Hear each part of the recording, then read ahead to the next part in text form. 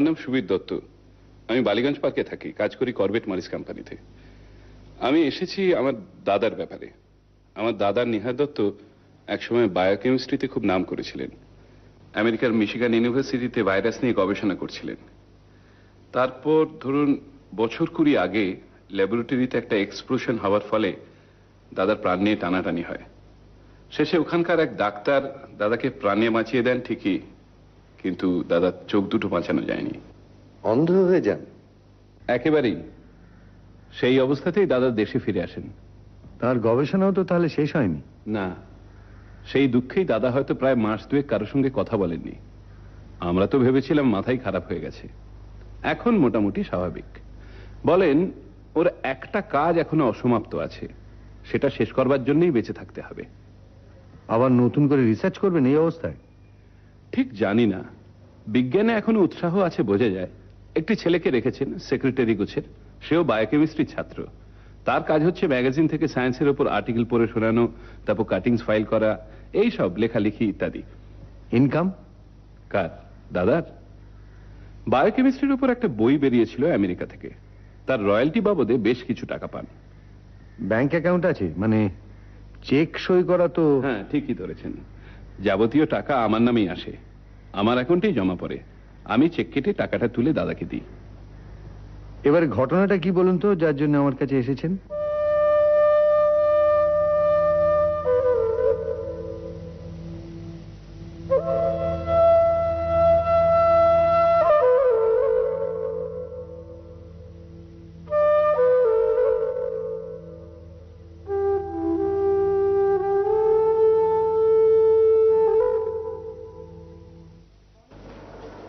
Good morning sir. Good morning. আজ একটু তাড়াতাড়ি এলে মনে হচ্ছে। 9টা তো বোধহয় বাজেনি এখনো। না, 5 মিনিট বাকি। এ কি, এই অবস্থা কি করে হলো? কি হলো রণজিৎ? আশ্চর্য, কেউ লক্ষ্য করেনি? কি লক্ষ্য করবে? এ কি, ঘরের অবস্থা, কাগজপত্র বইগুলো সব ওলট পালট। নিজের হাতে গুছিয়ে রেখে গেলাম কালকে, ড্রয়ারগুলো খোলা। আশ্চর্য। কমুদি, কমুদি!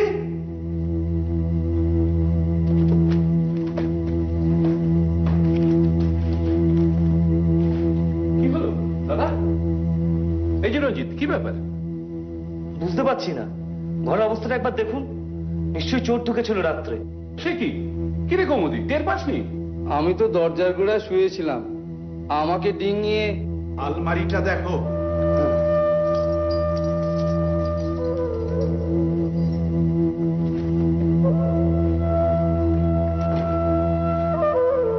দেখুন দেখুন, খোলার চেষ্টা হয়েছিল, স্পষ্ট বোঝা যাচ্ছে। যাক, কিছুই খাওয়া যায়নি। খামটা? টাকা আর খাম দুটোই আছে। খামটাই কি আছে? দাদা গবেষণার যাবতীয় কাগজপত্র, খামটা সিল করা আছে। টাকা কত ছিল? 10,000 টাকার 3টে বান্ডিল, আর লুজ ধরুন 3,000 টাকা মতো। 33,000 টাকার মতো। আপনাদের কাউকে সন্দেহ হয়? দেখুন, বাড়ির যেসব দারোয়ান চাকর সব আছে সবই পুরনো বিশ্বাসী লোক। তাদের সন্দেহ করা, সত্যি কথা বলতে কি, আমাদের বাড়িতে দুটো ভাড়াটে আছে, সেই দুটোকে আমার একদম পছন্দ নয়। একটা হলো সুকুয়ানি, তার সম্বন্ধে লোকে বলে এই লোকটা একদম সুবিধের নয়, পুলিশেরও নাকি ওর উপর নজর আছে। অন্যজন মিস্টার দস্তুর, লোকটা এত অতিরিক্ত রকমের চাপা যে সেটাই সন্দেহজনক। এছাড়া অবশ্য আরেকটা ব্যাপার আছে। আমার মানে আমার ছোট ছেলে, সে একেবারে সমস্ত সংস্কারের বাইরে চলে গেছে। বয়স কত? 23। কি করে? জুয়ো, নেশা, রাজানি, গুন্ডাবাজি সবকিছুই আছে। এর মধ্যে 3বার পুলিশের খপ্পরেও পড়েছে। আমাকে গিয়ে ছাড়িয়ে আনতে হয়েছে। চোর যেদিন আসে সেদিনও বাড়িতে ছিল? হ্যাঁ, রাত্রে খেতে এসেছিল, তাও রোজ আসে না। তারপর থেকে তো আর দেখিনি। ঠিক আছে মিস্টার দত্ত, আজ বিকেল 5:30 নাগাদ আমি আপনাদের বাড়িতে যাব, থাকবেন কি? হ্যাঁ, নিশ্চিত হবো। অনেক ধন্যবাদ। এখানে আমাদের ঠিকানা আছে। আজকে তাহলে উঠি। নমস্কার। নমস্কার।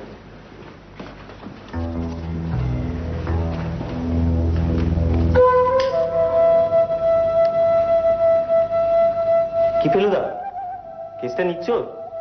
কিছুই যখন চুরি হয়নি তখন এটা কি কেস বলা যায় রে?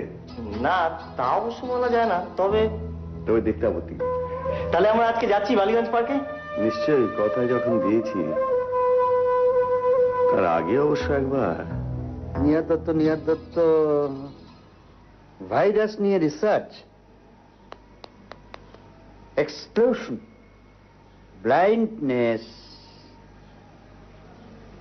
হ্যাঁ, কিন্তু সে তো একা ছিল না। একা ছিল না মানে? হ্যাঁ, দাঁড়াও, আমার যতদূর মনে পড়ছে পেলু তার তো একজন পার্টনার ছিল। আচ্ছা,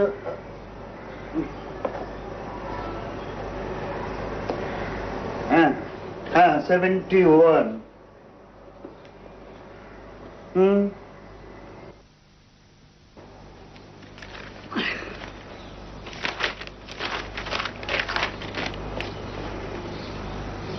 হ্যাঁ, এই তো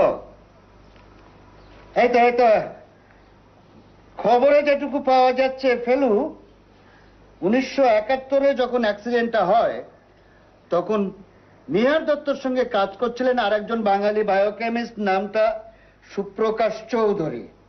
হ্যাঁ হ্যাঁ, অ্যাক্সিডেন্টে চৌধুরীর কোনো ক্ষতি হয়নি, ও ছিল ঘরের অন্যদিকে।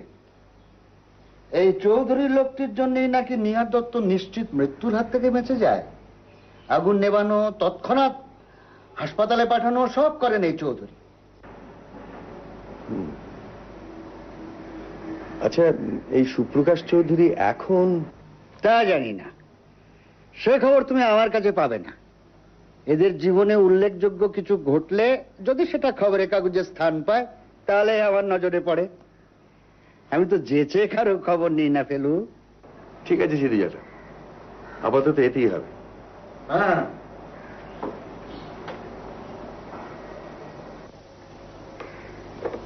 হ্যাঁ, হ্যালো, কেসটা কোন দিকে? গোলকধাম 7-1 বালিগঞ্জ পার্ক, কলকাতা 7,19,000। আমার ঠাকুরদার নাম ছিল গোলক বিহারী দত্ত। এই বাড়িটা ওনারই করা। তারপরে 80 বছর হলো। আপনার ঠাকুরদা কি করতেন?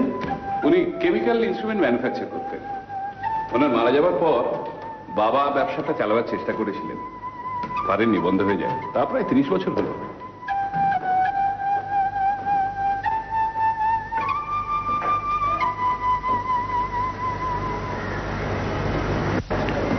দাদা, ওরা এসে গেছেন। আমার দাদা নিহার দত্ত। নমস্কার। নমস্কার। আপনি বসুন। আমি প্রদোষ মিত্র। ফেলুদা। আর ডান দিকে তপেশ, আমার কাজিন। নমস্কার। মিস্টার মিত্তির বোধহয় আমার চেয়ে ইঞ্চি 4 লম্বা হবেন, প্রায় 6 ফুট। আর কাজিনটি বোধ করি 5'5", 5.5.5 হবে। আমার 5 5.5। বসুন মিত্তি মশাই। তুমিও বসো ভাই।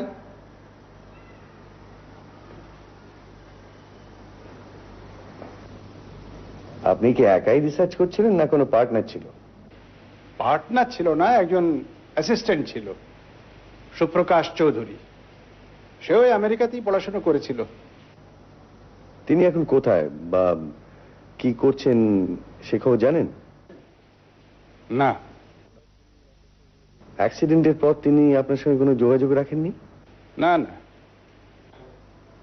বিস্ফোরণটা কি অসাবধানতার জন্য হয়েছিল? আমি সজ্ঞানে কখনো অসাবধান হইনি। চা। লোডশেডিং। কদিন ধরে ঠিক এই সময়টা আলোটা যাচ্ছে। অবশ্য বেশিক্ষণ থাকবে না, মিনিট 10-এর মধ্যে এসে যাবে। কোমদি, কোমদি। বাতি গেল বুঝি। এতে অবশ্যই আমার এখন কিছু আসে যায় না।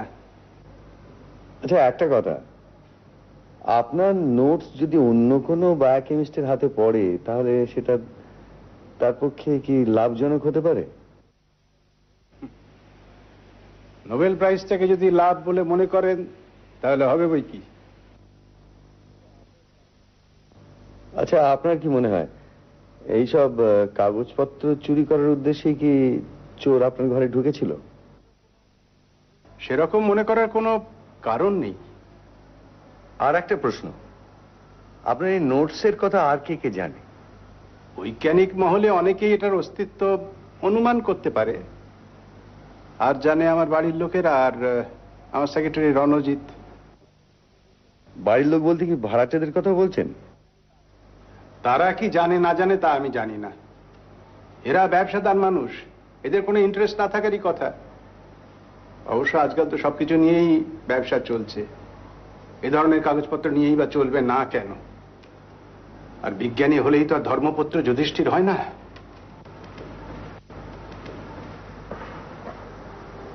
যাক, তাহলে এবারে আপনার বেডরুমটা একবার দেখা যায়। এসো রণজিৎ, এসো। এই হলো রণজিৎ, দাদার সেক্রেটারি প্রদোষ মিত্র। নমস্কার। নমস্কার। কে জিতলো? আগে আপনার পকেটে খেলার টিকিট, মুখটা একটু রোদে পড়া, ফেডারেশন কাপের খেলা দেখে এলেন, এটা অনুমান করা কি খুব কঠিন? ইস্ট বেঙ্গল। চলুন একবার নিহারবাবু শোবার ঘরটা দেখে আসি। সুবীর, তুমি এদের নিয়ে যাও, আমি একটু পরে আসছি। আসুন।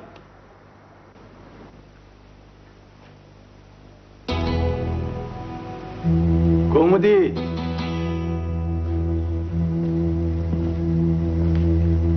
এই হলো সেই আলমারি। এর চাবিটা কোথায়? এই যে, টাকা কড়ি, গবেষণার কাগজ সব এর মধ্যেই থাকে তো? হ্যাঁ। একবার খুলুন তো।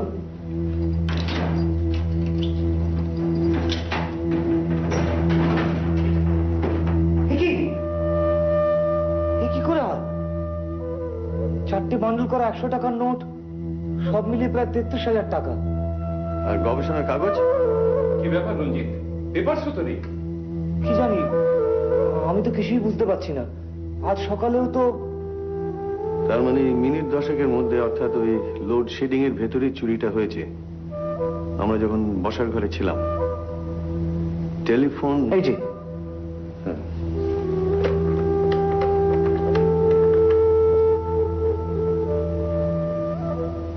মিস্টার বক্সি, আমি প্রদোষ মিত্র বলছি। শুনুন, একটা বার্গলারির কেস। অ্যাড্রেস হচ্ছে গোলকধাম, 7-1 বালিগঞ্জ পার্ক। হ্যাঁ, 7-1। না না, আমি কোনো ইনভেস্টিগেট করিনি। ছিল একটা আলমারির ভেতরে 1033 টাকা ছিল, আর সেই সঙ্গে একটা সিল করা খামে কিছু মূল্যবান রিসার্চের কাগজপত্র। হ্যাঁ, এই গোলকধাম থেকে মিস্টার সুবীর দত্ত, হ্যাঁ সুবীর দত্ত গিয়ে আপনার কাছে ডায়েরি করে আসবেন। আচ্ছা, হ্যাঁ হ্যাঁ, কাল সকালে দেখা হবে।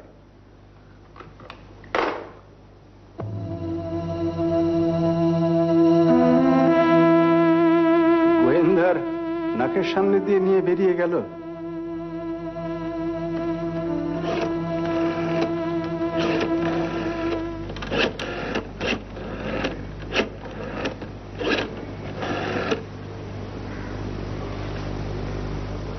হ্যালো, কে? ফেলু?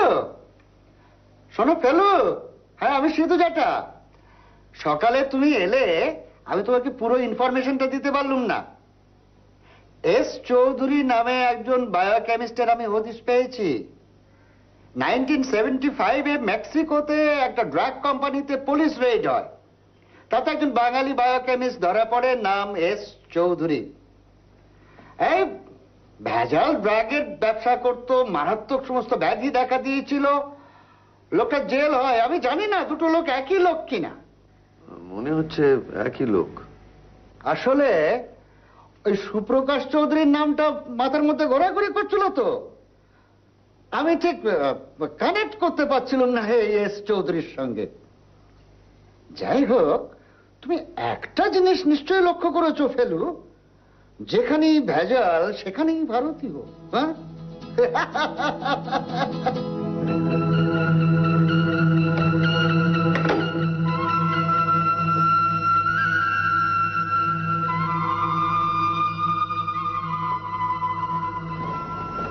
দাদার সঙ্গে হয়তো নিজেই দেখাতে যাবে, এক্ষুনি মর্নিং ওয়াক সেরে ফিরবেন।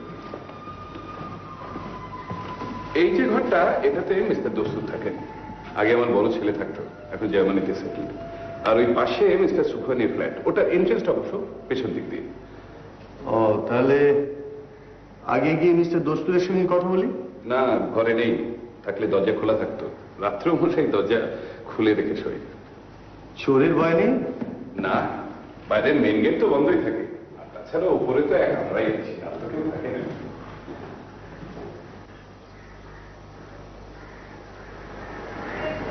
এই দিকটা হলো সুখানির এন্ট্রেন্স। সুখানি ওর ফ্ল্যাটের ভেতরটা নিজেই রিনোভেট করে নিয়েছে।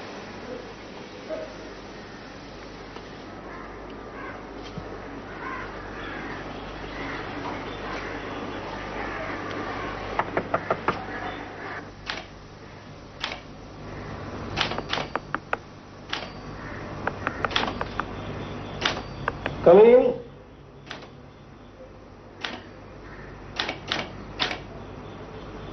আরে আসেন আসেন মিস্টার দত্ত, আসেন। আমি সব শুনলাম, আপনি তো মিস্টার মিত্রের। নমস্তে, কালকে এসেছিলেন। বাবা, আপনার ফ্ল্যাট তো একদম ভোল পাল্টে দিয়েছেন, বাইরে থেকে দেখলে বোঝাই যায় না। হ্যাঁ, বসেন বসেন। দেখুন মিস্টার দত্ত, আমার ঘর ভর্তি সব ভ্যালুয়েবল জিনিস, और इसलिए চোরের কথা শুনলে না আমার বুকের ভিতরে কাঁপে। আর ফির সন্ধ্যা বেলা যখন দুতলা উপরে উঠে চুরি করে নিয়ে গেল, তখন অন্য সময় হলে তো বাপ রে। আচ্ছা, ওই সময় আপনি কি বাড়ির কম্পাউন্ডের ভেতরে বা আশেপাশে অপরিচিত কাউকে দেখেছিলেন? নেই, অন গুড। সিঁড়ির পেছনের দিক থেকে কোনো শব্দ টব্দ পেয়েছিলেন? বিলিভ মি, কোনো শব্দ পাইনি। আরে ফির পেলে না বলবো কেন? আপনি কি বাহারের কারোর উপরে সন্দেহ করেন? না, কেন বলুন তো? আপনারা মিস্টার দস্তুরের সঙ্গে কথা বললেন কি? He is the most peculiar character. আমি জানি কি আমার প্রতিবেশী সম্বন্ধে এইরকম কথা বলা অনুচিত, ফিরবি আমি মজবুর হয়ে বলছি কি এমন অসভ্যের মতো নাক ডাকে না कि और हमारा विश्वास वो शब्द ऊपरे वो दोतला तक भी पहुंचे जाए। कि मिस्टर दत्त, কিছু ভুল বললাম কি? হ্যাঁ, আর বললে বিশ্বাস করবেন কি না জানি না, পরিচয় হবার পর থেকে আমার কাছে ও মিস্টার দস্তুর মাঝে মাঝে এই টাইপরাইটারটা উধার নিতে আসে। আর যখনই আসে তখন আমার এই জিনিসগুলোর দিকে এমন ভাবে দেখে না কি ব্যাপারটা আমার একদম ভালো লাগে না।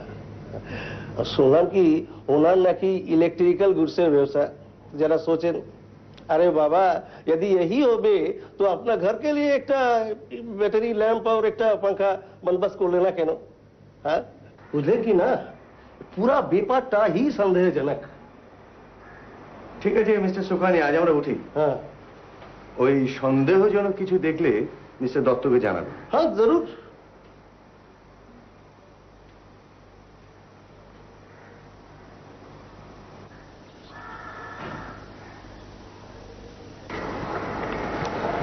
তাহলে বাকি রইলেন মিস্টার দস্তুর। আগে হ্যাঁ, আরে ওই তো মিস্টার দস্তুর। খবরটা ওকে দিন তো। মিস্টার দস্তুর,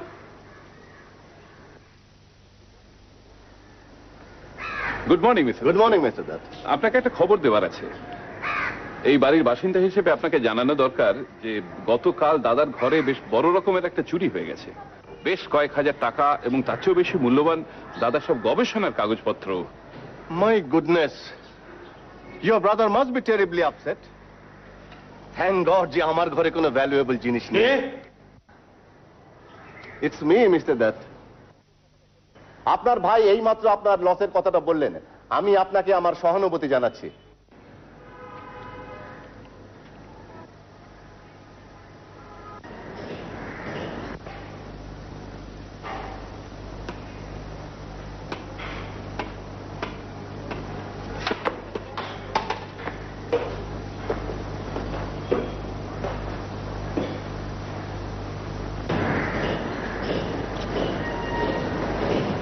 আলাপ করে দিই, ইনি প্রদোষ মিত্র, প্রাইভেট ডিটেকটিভ। নমস্কার। আর ও হলো ওনার কাজিন। আপনার তো ইলেকট্রিক্যাল গুডস এর ব্যবসা। ইলেকট্রিক্যাল? হ্যাঁ, সুখমানি বলছিল। সুখমানি ওই রকমই বলে, ইলেকট্রিক্যাল না ইলেকট্রনিক্স। এই বছর খানেক হলো শুরু করেছি। একাই করছেন? না, আমার এক বন্ধুর সাথে পার্টনারশিপে। জার্মানিতে একটা কম্পিউটার ম্যানুফ্যাকচারিং কোম্পানিতে কাজ করতাম। বন্ধু লিখলো এখানে চলে আসতে। টাকা ওর, আমি জোগাচ্ছি অভিজ্ঞতা। কবে এলেন কলকাতায়? গত নভেম্বরে বন্ধুর বাড়িতে ছিলাম মাস তিনেক, তারপর এখানে চলে আসি। মিস্টার মিটার, একটা কথা না বলে পারছি না। আমার নেক্সট ডোর নেবারটি কিন্তু খুব সিধে লোক নয়। ওর ঘরে নানা রকম গোপন কারবার চলে। আপনি কি করে জানলেন? যে লোক জল দিয়ে খাম খুলে অন্যের চিঠি পড়ে আবার সেই চিঠি খামের মধ্যে পুরে আটা দিয়ে সেটে ফেরত দেয়, সে লোকটা কি বিশ্বাসযোগ্য? Sorry, I am the last man to accept it. আমি ওকে অনেকদিন ধরে ওয়াচ করে দেখেছি। একটা কথা মিস্টার দত্ত, এরপর ও কোনোদিনই যদি আমার চিঠি খোলে, আমি কিন্তু ওকে ছেড়ে কথা বলবো না। চলুন মিস্টার দত্ত, আপনার দাদার সঙ্গে একবার দেখা করে। হ্যাঁ, চলুন। চলি মিস্টার দস্তুর, প্রয়োজন হলে আবার দেখা হবে।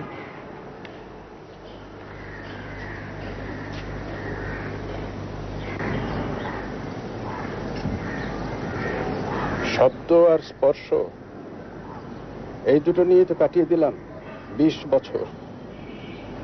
আর স্মৃতি, কি হতে পারতাম, কি হলাম না। লোকে বলে দুর্ভাগ্য, আমি তো জানি সব ভাগ্য টাগ্য কিছু নয়। আপনি সেদিন জিজ্ঞেস করছিলেন না বিস্ফোরণটা অসাবধানতার জন্য হয়েছিল কিনা? আজ আপনাকে বলছি মিস্টার মিত্তির, সমস্ত ব্যাপারটা ঘটানো হয়েছিল আমার শ্রম পণ্ড করার জন্যে। ঈর্ষা যে মানুষকে কত নিচে নামাতে পারে, আপনি গোয়েন্দা সেটা ভালোই বুঝবেন। তার মানে আপনার ধারণা সুপ্রকাশ চৌধুরী এই বিস্ফোরণের জন্য দায়ী? আবার কি? কিন্তু আপনাকে চিরকালের জন্য অসহায় করে দিয়ে তারই বা কি লাভ হলো? সে কি ভেবেছিল আপনার গবেষণার কাগজপত্রগুলো হাতে নিয়ে সেই গবেষণা চালিয়ে নিজের নাম কিনবে? নিশ্চয়ই তাই, কিন্তু তার সে ধারণা ভুল। আমাকে ছাড়া এগোনোর পথ ছিল না তার। আপনার টাকার কথা জানি না, সেটা হয়তো পুলিশের পক্ষে উদ্ধার করা আরো সহজ হবে, কিন্তু আমার উপস্থিতিতে আপনার মূল্যবান কাগজপত্র চুরি হয়ে গেল, এটা আমি ঠিক মানতে পারছি না। ওগুলো উদ্ধার করার আমি আপ্রাণ চেষ্টা করব। নমস্কার। শুনুন,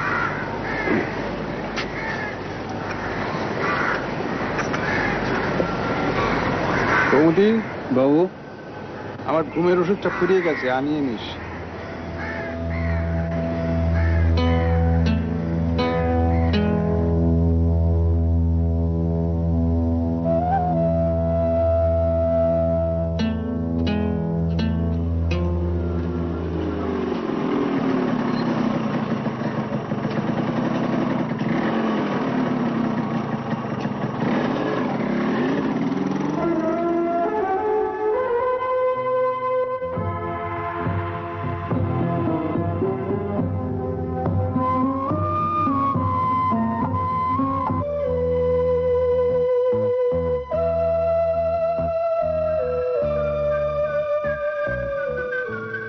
এদিকে শোনো। কিভাবে? কাল সন্ধেবেলা তোমার জেঠুর ঘর থেকে 33,000 টাকা আর গবেষণার সমস্ত কাগজপত্র চুরি হয়ে গেছে। তোমায় জানাবার দরকার, তাই জানালাম। জানলাম। What next? আমাকে কি সন্দেহ করা হচ্ছে নাকি? সেটা মিস্টার মিত্র বলতে পারেন, প্রদোষ মিত্র, প্রাইভেট ইনভেস্টিগেটর। ও, তাহলে তো আমার বায়োডাটাটাও জেনে গেছেন নিশ্চয়। না, আমি শুধু বলেছি তুমি সারা সন্ধে বাড়ির বাইরে ছিলে, শুধু বিকেল বেলা একবার দেখা গেছে। I see. বেশ,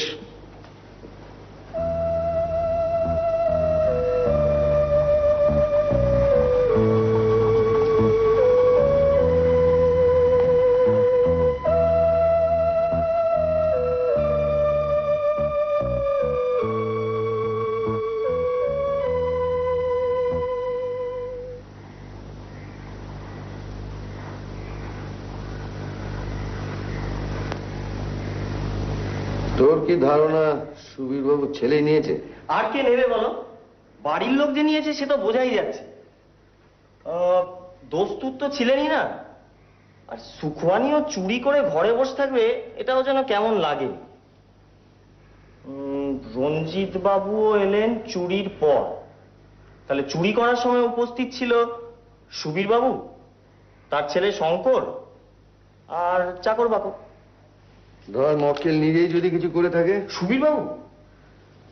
মাথা ঠান্ডা করে চুরি হবার ঠিক আগের ঘটনাগুলো একটু ভাব।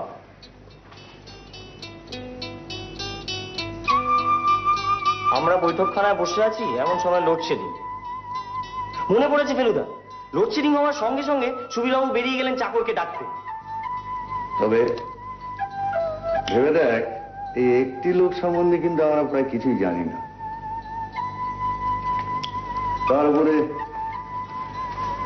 বিভিন্ন কারণে ভদ্রলোকের যদি বাজারে খুব ধার দেনা থাকে, তাহলে তার পক্ষে টাকা নেওয়াটা খুব আশ্চর্য কি? কিন্তু উনি তো নিজেই এলেন তোমার কাছে তোমায় গোয়েন্দা অ্যাপয়েন্ট করতে, আর তাছাড়া নিজের গুণধর ছেলেটির সম্বন্ধে তো উনি নিজেই তোমায় বলেছেন। খুব উঁচু দরের ধরতে হলে তার পক্ষে ওইটা করে স্বাভাবিক, যাতে তার উপর সন্দেহটা না পড়ে। নে এখন উত্তরগুলো বের করতে। কে? ক। নিহার বাবুর প্রশ্ন। কে? খ। চোর কে? কি? নিহার বাবুর অসমাপ্ত কাজটা কি? কেন? চাবির গর্তের ধারে আঁচড়ের বাড়াবাড়ি কেন? কবে? সুপ্রকাশের সঙ্গে শেষ দেখা কবে? কোথায়? সুপ্রকাশ চৌধুরী এখন কোথায়? এবারে কি মনে হচ্ছে? খুবই জটিল। দেখ তো।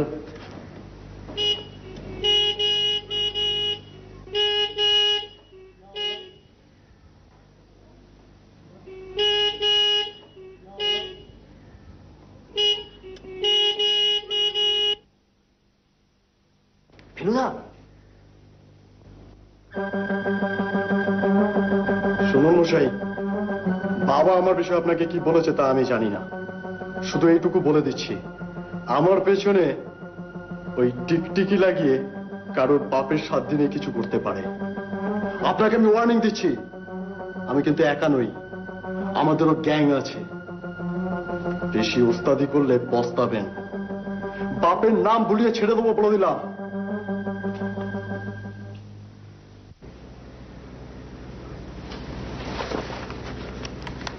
তুসে চল।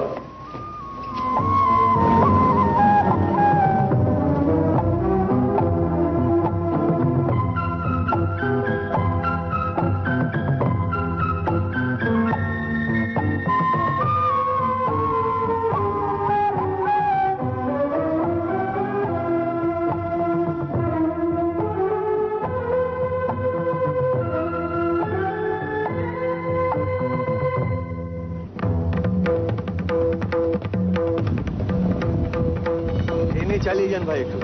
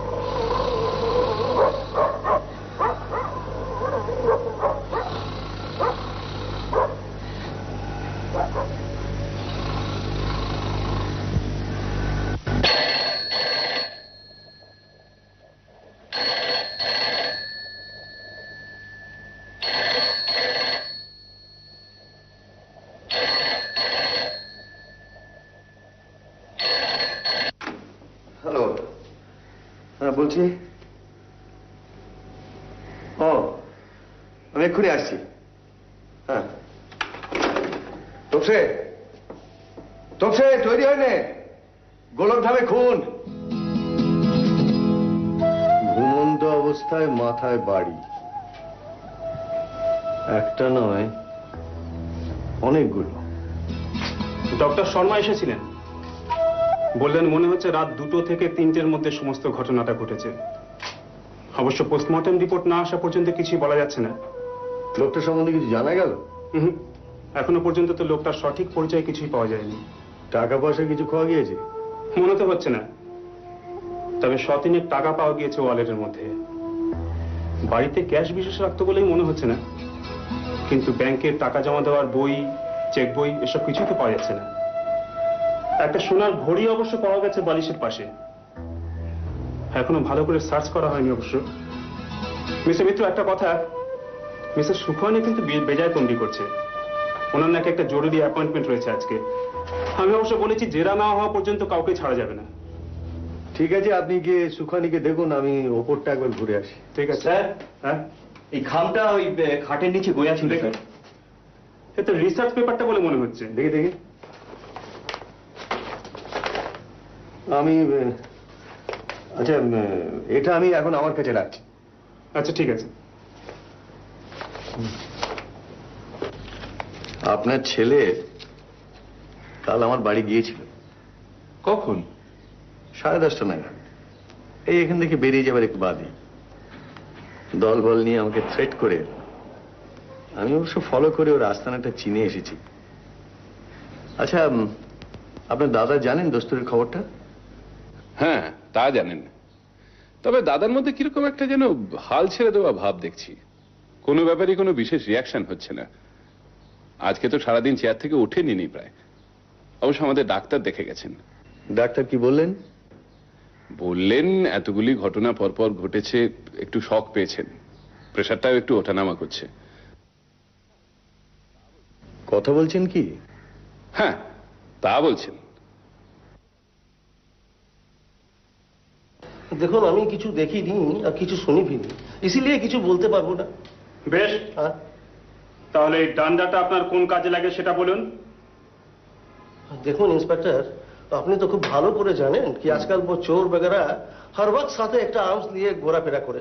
নাকামো করবেন না, যা বলতে চান সোজাসুজি বলুন। হ্যাঁ, ইসিলিয়ে সির্ফ আত্মরক্ষা করার জন্য কাল রাতে ও ডান্ডাটা আমি সাথে রেখেছিলাম। আপনি এই ডান্ডাটার শক্তি সম্পর্কে কিছু ধারণা করতে পারেন? হ্যাঁ, এটা দিয়ে মাথায় আঘাত করলে মৃত্যু অবধারিত।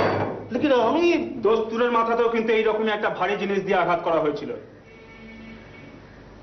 ইয়েস স্যার, এই সেই চিকুটটা।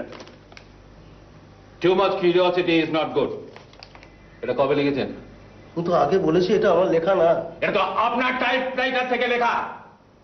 এর পরেও আপনি অস্বীকার করবেন?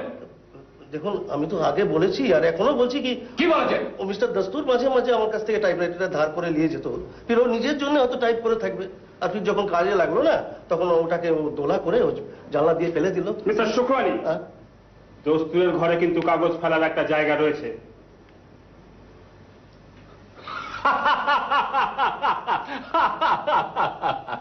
সুতরাং আপনার যুক্তিটা আমরা মানছি না।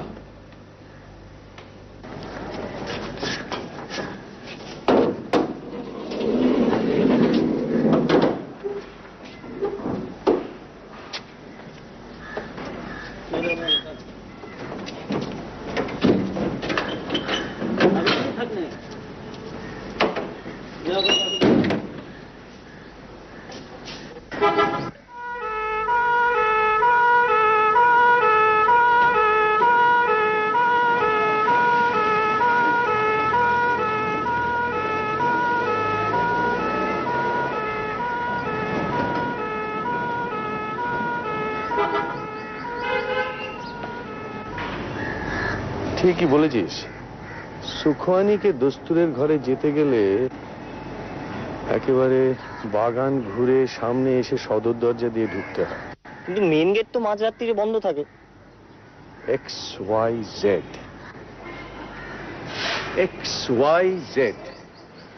এক্স হচ্ছে গবেষণার কাগজ, ওয়াই হচ্ছে টাকা, আর জেড হচ্ছে খুন।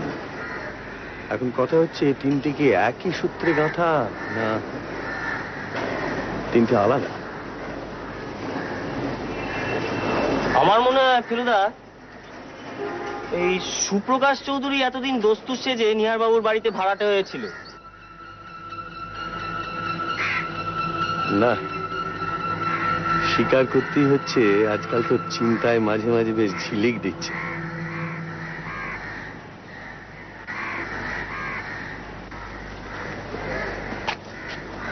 মিস্টার মিত্র,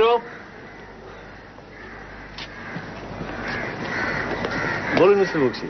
দস্তুরের একটা জুতোর গোড়ালিতে চোরা খুপড়ির মধ্যে আমেরিকান ডলার আর জার্মান মার্ক সব মিলিয়ে প্রায় 17,000 টাকার মতো পাওয়া গেছে। এমনি কাগজপত্র বা যা দলিল পাওয়া গেছে তাতে এমন একটা কিছু ধারণা করা যায় না ওর সম্বন্ধে। আর এই ইলেকট্রনিক্সের দোকানের সন্ধান কিছু পাওয়া যায়নি, আর বন্ধু বান্ধবেরও কোনো হদিশ পাওয়া যায়নি। এমনি প্রায় চিঠিপত্র কিছু ছিলই না বলতে পারেন। শুধু একটা চিঠি আর্জেন্টিনা থেকে লেখা, একেবারে পার্সোনাল চিঠি। এ থেকে একটা জিনিস প্রমাণ হয় যে at one point of time লোকটি দক্ষিণ আমেরিকা ছিল। Thank you mister Bakshi. Mister Ali, Corinthian লজের ঘটনাটা? হ্যাঁ, ম্যানেজার কিন্তু ফটোটা দেখেই শঙ্করকে চিনতে পেরেছে।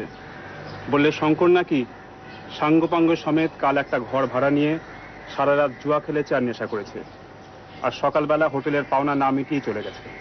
তাহলে এটা প্রমাণ হলো যে শঙ্কর খুনটা করেনি, কারণ সেই সময় তো তার অন্য অ্যালিবাই ছিল। রঞ্জিত বাবু, আমায় ডেকেছিলেন? হ্যাঁ, আপনাকে একটু দরকার আছে। বসুন না, বসুন।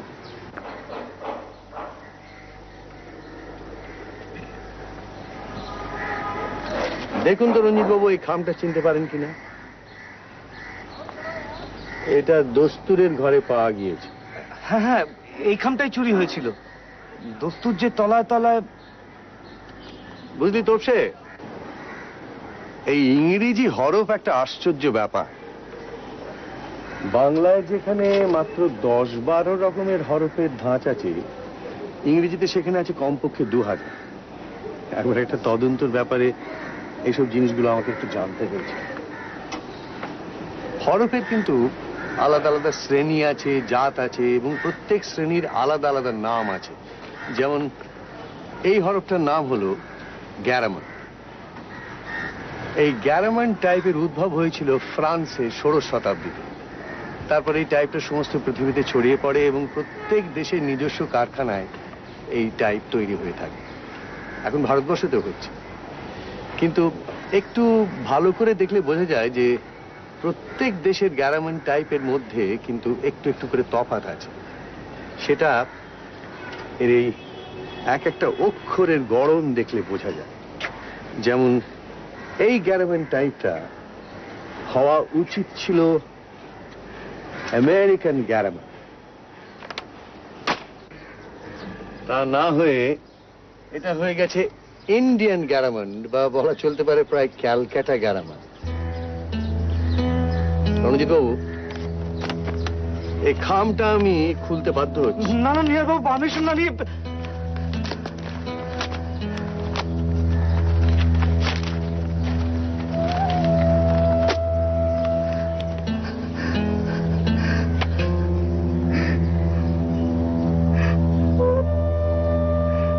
রণজিৎ বাবু, গত পরশু সকালে এসে চোর আসার যে ইঙ্গিতটা আপনি করেছিলেন, সেটা আসলে ছিল একটা ধাপ্পা। আসলে ওই রাত্রিরে চোর আসার ধারণাটা প্রচার করার আপনার দরকার ছিল, কেননা সেই সময় আপনি নিজেই চুরি করার জন্য তৈরি হচ্ছিলেন, এবং সন্দেহটা যাতে আপনার উপর গিয়ে না পড়ে সেটা দেখা তো আপনার পক্ষে জরুরি ছিল না। আমার বিশ্বাস সকালে এই ধাপ্পাটা দিয়ে তারপর দুপুর বেলায় কোনো সময় সুযোগ বুঝে আপনি আলমারিটা খোলেন এবং দুটি কাজ সারেন। তার মধ্যে একটি হলো 33,000 টাকা এবং নিহার বাবুর নোটস গুলো হস্তগত করা। এবং মনে হচ্ছে এই খামটা তখন তৈরি ছিল না, পরে কালকে আপনি এটাকে ছাপিয়ে নিয়েছেন।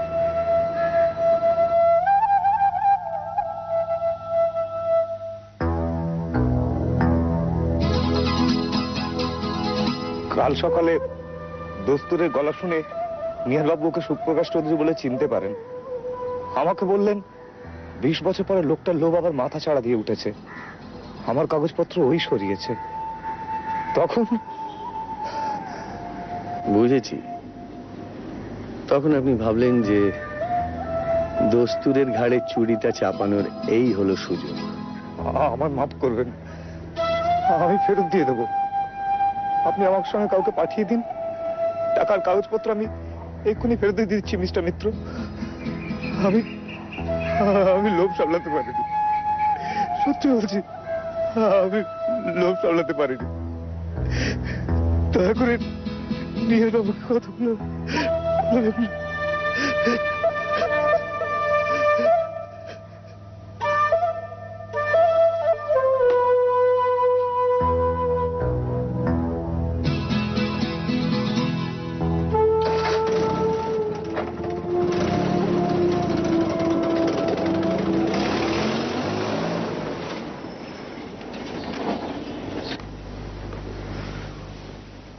আসতে পারি মিস্টার দত্ত? আসুন মিস্টার মিত্তির।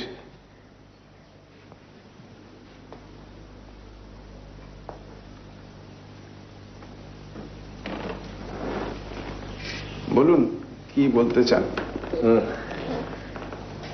রিসার্চের কাগজগুলো ফেরত পেয়ে এখন নিশ্চয়ই খানিকটা নিশ্চিন্ত বোধ করছেন। ওগুলোর আর বিশেষ কোনো মূল্য নেই আমার কাছে। আপনার কাছে না থাকতে পারে, আমাদের কাছে তো রয়েছে, অন্তত বিশ্বের অনেক বিজ্ঞানীর কাছে আছে। সে আপনারা যা ভালো বোঝেন করবেন। আর কিছু বলবেন? হ্যাঁ, একটা প্রশ্ন ছিল, কথা দিচ্ছি এরপরে আর বিরক্ত করবো না। বিরক্ত আর করবেন কি করে?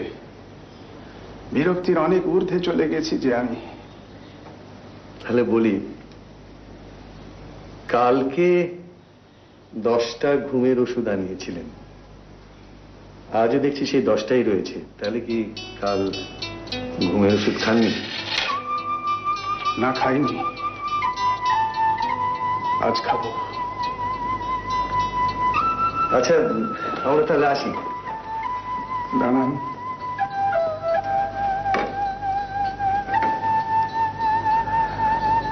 আপনি বুঝবেন, আপনার দৃষ্টি আছে।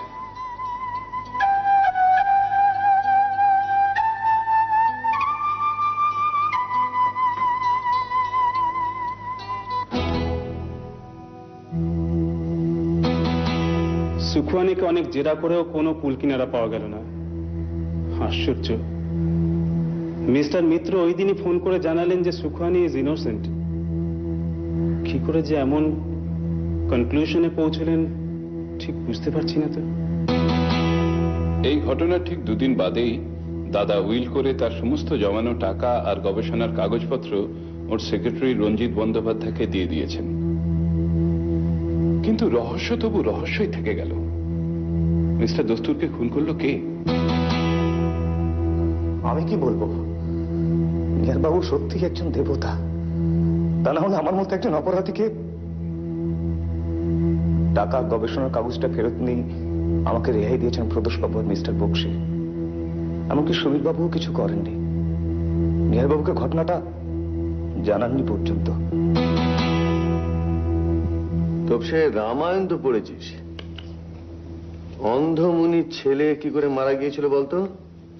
ওই তো অন্ধমুনির ছেলে নদীতে জল তুলতে গেছিল কলসিতে করে, অন্ধকারে দশরথ ভাবলো বুঝি হরিণ জল খাচ্ছে, ব্যাস উনি শব্দবেদী বান ছুড়ে ছেলেটিকে মেরে ফেললেন। গুড।